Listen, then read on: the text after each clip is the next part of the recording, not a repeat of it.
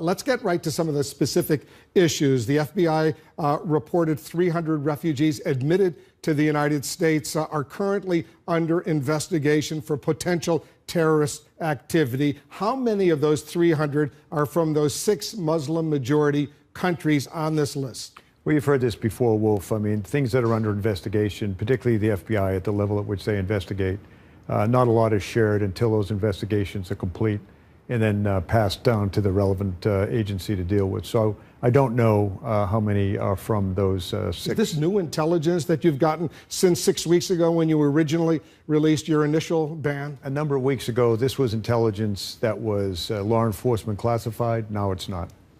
Are most of these 300 from these 6 countries? Can you give us a ballpark figure? No details on the investigations other than that there's roughly 300 under investigation. From all over the world? I suspect from all over the world. All right, let's talk a little bit about your Department of Homeland Security just came out with its own intelligence assessment that finds most of the foreign-born violent extremists here in the United States have been radicalized after entering the United States. This is the Department of Homeland Security intelligence assessment, declassified, made public. Does that undercut the need for this travel ban? If you're referring to the one that was leaked, to the report that was leaked, we were actually waiting and this was a pre-decisional draft report. We were waiting for the FBI to provide information as to numbers, which they have. So I think the report that you're referring to was pre-decisional draft. In the open press, we found that there was no way we could tell the numbers of individuals from those 7 countries. But in general, have most of the violent extremists who are being watched right now, have they been radicalized here in the United States, or did they come here from whatever country with a plot to kill Americans? That's what's under investigation, a part of it. The 300 are refugees, not self-proclaimed radicals from inside the United States. 300 are refugees who came here from another land. I would think the investigation will go after one of the parts of the investigation will be, were they radicalized when they came, or were they radicalized after? But don't you think you needed that intelligence before you released this new travel ban that affects these 6 Muslim-majority countries? Remember, the travel, you refer to it, many refer to it as a travel ban. We've always looked at it as a pause from those 7 nations, now 6, until we can get our arms around exactly how good we can vet individuals from those countries. And the fact of the matter is, with the exception of Iraq, generally speaking, we don't have embassies in those countries. 3 of the 6 now are designated as terrorist supporters, by the State Department. Most of them are countries in collapse, and we can't rely on the information. But here's the concern. Let me finish if I could. We can't rely on those governments providing us any useful information to vet.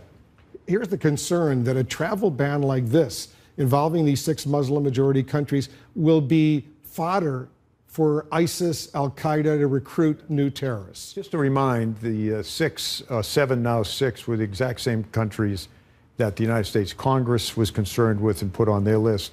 The Obama administration put on their list. It was an obvious place to start. I don't take the point that the Islamic extremists are prompted to do more extremism because of these kind of things. I mean, it flies in the face of why Khobar Towers, why the Marine bombing or the barracks bombing, why 9/11. I mean, they seem pretty angry at us leading up to this. So I don't buy the issue that because, as you know, they're calling it a Muslim ban. But it's not a Muslim ban. But these countries are all Muslim countries. There are 1.7 billion Muslims on the planet. There are something on the order of 51 overwhelmingly Muslim countries.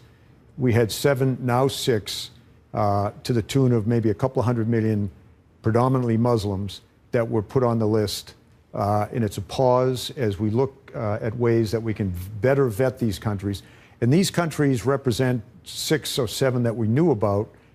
We're now looking at other countries, and when we come up with additional vetting to protect the nation better than it's been protected, there will probably be other countries we will look at and say, okay, we want you to improve. So you think they're going to expand that list? I don't believe that the list will be expanded, but there are countries out there that we will ask, like Iraq has done, by the involvement of their prime minister to cooperate with us better, to get us the information we need to safeguard the country. So what other countries might be added to that? Well, there's a number of them out there. I don't want to speculate, but there's probably 13 or 14 other countries, not all of them Muslim countries, not all of them in the Middle East, that have very questionable vetting procedures that we can rely on.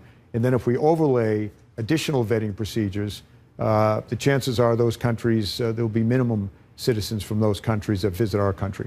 President Trump, at a news conference, said that you personally had told him the original travel ban had to be enacted immediately. That was his word, because of security. It's now been delayed, for 6 weeks or so. Doesn't that undermine the emergency component of this? Because now it's going to be delayed for at least another 10 days. Right. Clearly, the courts have decided that they are in a position to understand the threat against the United States better than people like me or the intelligence agencies. So at this point in time, with a 30-day delay, generally speaking, because of the court action, we wanted to roll this out in a way that we did not have the opportunity to do the first time around. Let me get to some other sensitive Homeland Security issues while I have you. Are you, the Department of Homeland Security, considering a new initiative that would separate children from their parents if they try to enter the United States illegally?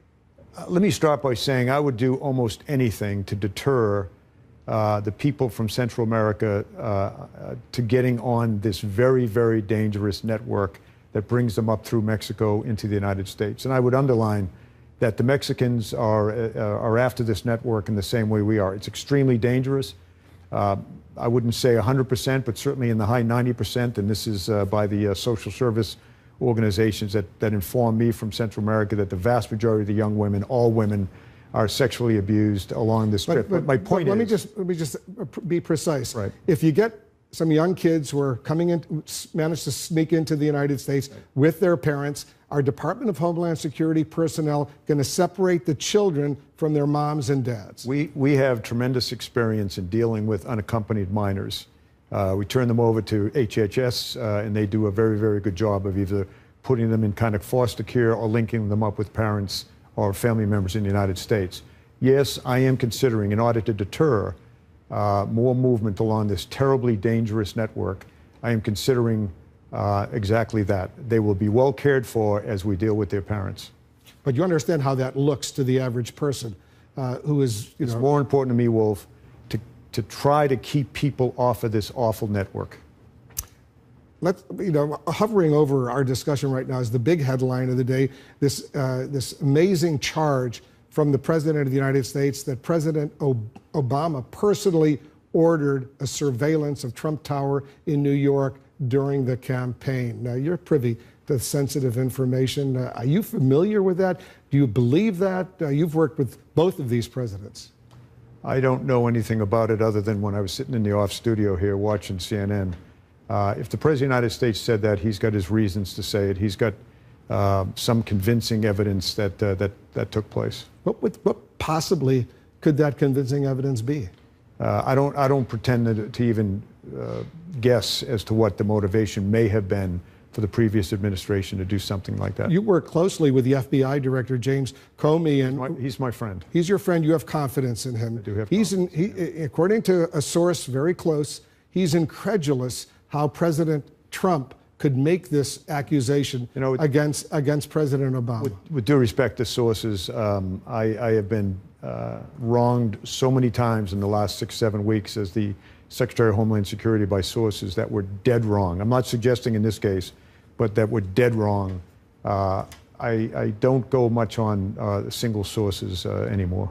If he went public, and we're out of time, if Comey went public and said this never happened, as Clapper did, the former Director of National Intelligence, would you believe Comey? I would expect Jim Comey to then turn that over to some investigative arm, and we could get to the truth, or to the bottom line. Again, Jim Comey is an honorable guy. So is the President of the United States, and the President must have his reasons.